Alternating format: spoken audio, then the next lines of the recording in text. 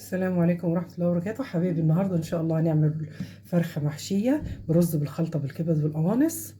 وإزاي هنتعلمها بكل سهولة. أول حاجة هجيب بصلاية هنا حلوة وسط مبشورة، هحط عليها معلقة فلفل أسمر ومعلقة ملح وأدعكها فيهم كده كويس، واروح جايبة فرخة كيلو ونص، واقول للراجل الزور يبقى سليم ما يجرحوش، واروح جايباها ومورقاها كده من تحت الجلد بحيث ان يبقى الحتت اللي هدخل فيها الرز والحشوه تبقى فاضيه. هجيب من المرته اللي انا عاملاها دي وادخل كده وجوه في قلبها ومن على الجسم كده اتبلها، واجي هنا في الزور كمان اللي انا هحشيه ده ادخل فيها الخلطه دي واسيبها في الخلطه ديت كده في التلاجة متبله فيها نص ساعه وبعدين نكمل. دلوقتي يا حبايبي جبت حله وهسخنتها كويس، حطيت فيها معلقه سمنه. هنزل اول حاجه بالقوانص بتاعتنا،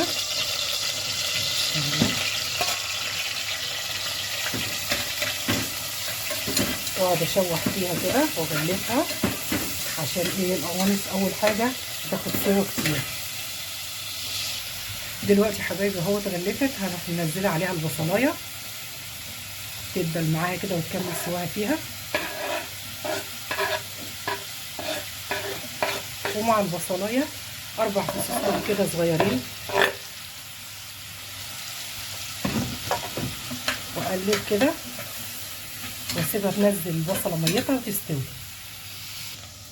ودلوقتي يا حبايبي اهي البصله دي كويس واستوت القوانص، ابتدي انزل على جنب كده اوسع المكان وانزل الكبد غسلهم طبعا كويس، على النار واقعد اشوح فيها لغايه برضو ما تتغلف وتخش في التسويه. ودلوقتي الكبده اتشوحت كويس اهي مع البصلايه والقوانص. هنزل بقرنين فلفل حامي كده، طبعا تستبدليهم برومي لو مش ليكي في الحامي. هبتدي بقى التوابل بتاعتي، نص معلقه كده كزبره ناشفه،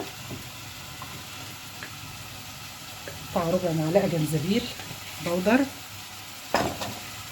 فلفل اسمر معلقه كبيره، ملح برضه معلقه صغيره مليانه، كاري نص معلقه، وقطعه من القرفه الخشب حته صغيره، وبشره جوز الطيب. كل الحاجات دي بتطعمها هتدي الخلطه طعمه حلو. اقلب بقى كويس قوي التوابل بتاعي كده كويس اهي، وادخل الحاجه في قلب بعضها، وابقى مجهزه 3 كوبايات رز ومغسولين، واروح منزلاهم على الكبد والقوانص بتاعتي اللي انا متبلاها، واقلب كده كويس تاخد من طعم بعضه. الريحه جميله ما شاء الله. ابتدي بقى ميه سخنه وانزل عليها. انا حاطه 3 كوبايات رز، هنزل بمجين يعني اقل من الكميه دي، واشوح كويس الرز كده كام تقليبه حلو، وانزل عليهم زي ما قلت لكم بكوبايتين ميه سخنه،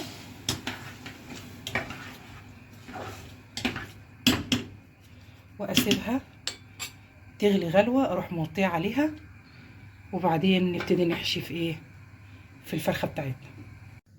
دلوقتي يا حبايبي الفرخه اهي قعدت نص ساعه في التلاجة، وعملت الخلطه 3/4 سوا. هبتدي بقى كده اجيبها واحط هنا، وما تحاوليش تكبسيها، تدي براح للرز عشان يستوي الحبه اللي فاضلين له.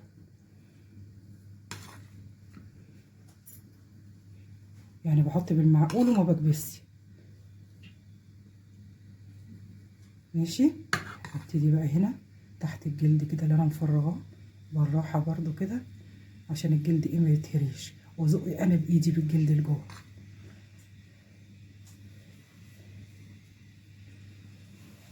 اهو كده.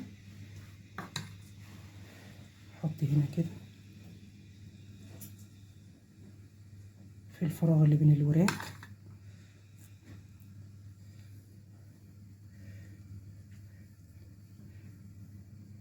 وبالعقل كده.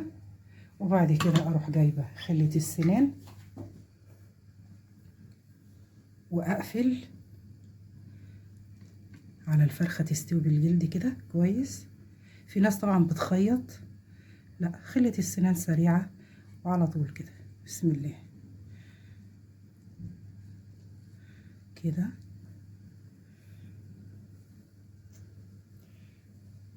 وبرضو الجلد اللي هنا كده في الفرخه، اصلا الفرارجي ايه كان هريهالي شويه. ادخل الخله كده بعقل وبالراحه.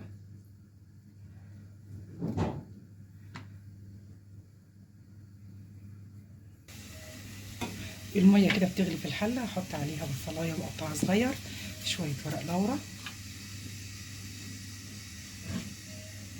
وبقيت البصل اللي كنت متبله فيه الفرخه انزله. اجيب الفرخه كده بتاعتنا، بسم الله الرحمن الرحيم، واسقطها بالراحه كده واسيبها تعيش حياتها، ولما تستوي افرجكم بقى. ودلوقتي حبيبي بعد ما اتسلقت اهيت، طلعتها من الحله وعملت لها الخلطه دي. معلقه صلصه كبيره، فصين ثوم مدقوقين مع فلفل اسمر، حبه ملح صغيره، شويه زيت، وبالفرشه كده ادهنها عشان احطها تحت الشوايه تدي اللون ايه الحلو. والخلطه دي على فكره بتديها طعم كمان جميل كده. تدهني كل حته فيها.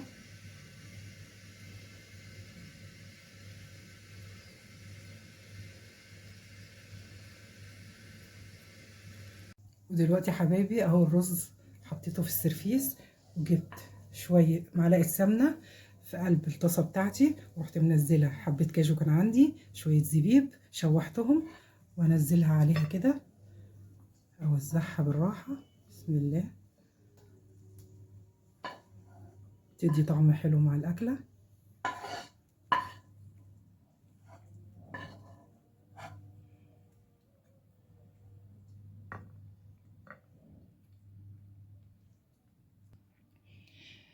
دمتم بصحه وعافيه، جربوها وهتعجبكم، وبألف هنا وشفا، ورمضان كريم.